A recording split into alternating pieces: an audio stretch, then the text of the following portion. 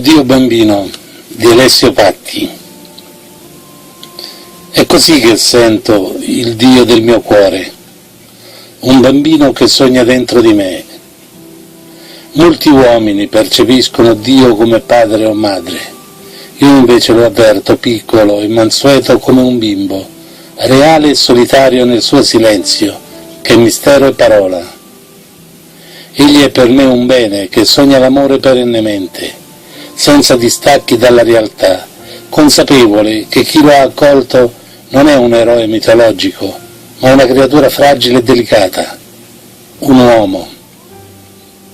È sereno il Dio della mia vita, attende appisolato le mie emozioni e che la mia fede generi dolcezza e amicizia.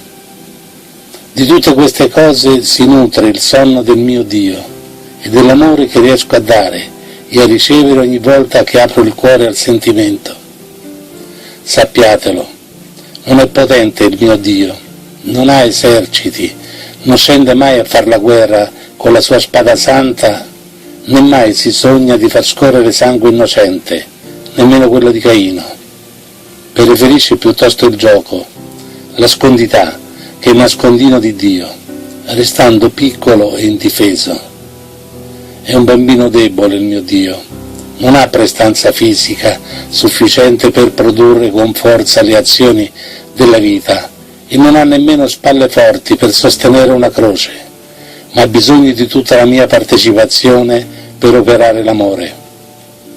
Il mio Dio è come un bimbo che attende una moina e di essere accolto dall'abbraccio umano, dalla residenza del cuore e dal calore vivo dell'anima.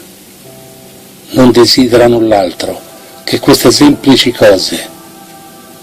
Eccolo il Dio bambino, l'essere spirituale che sogna lieto nel cuore d'uomo straordinari momenti d'amore.